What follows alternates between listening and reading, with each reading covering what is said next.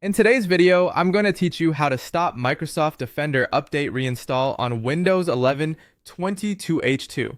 If Windows keeps reinstalling Microsoft Defender updates and you want to prevent that behavior, this method focuses on disabling the Windows Update service. This is a system-level setting, so be sure to follow each part carefully. Also, keep in mind that turning off Windows Update can affect other Windows updates as well, not just Defender updates.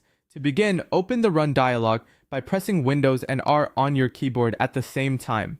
In the box that appears, type services.msc, then press Enter. This will open the Services window, where Windows manages background services that control many built-in features. Once you're in the Services window, scroll down through the list until you find Windows Update. The services are listed alphabetically, so it should be fairly easy to locate. When you see Windows Update, double-click it to open its properties. Inside the Windows Update Properties window, look for the button labeled Stop. Click that first. This will immediately stop the update service from running in the background during your current session. If the service is active, this step is important because it prevents Windows Update from continuing to work while you change its startup behavior. Next, find the Startup Type drop-down menu.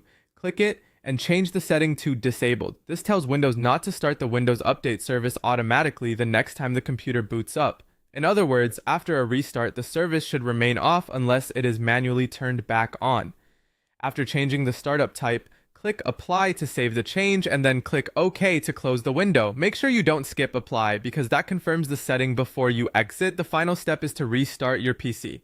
A reboot helps ensure the service setting is fully applied and that Windows starts up with the update service disabled. After the computer comes back on, Windows Update should no longer run automatically, which can help stop Microsoft Defender updates from being reinstalled. As a quick tip, if you ever want to restore normal update behavior later, you can return to the same services window, open Windows Update again, and change the startup type back from disabled. But for now, with these changes in place, your system should stop automatically reinstalling those updates.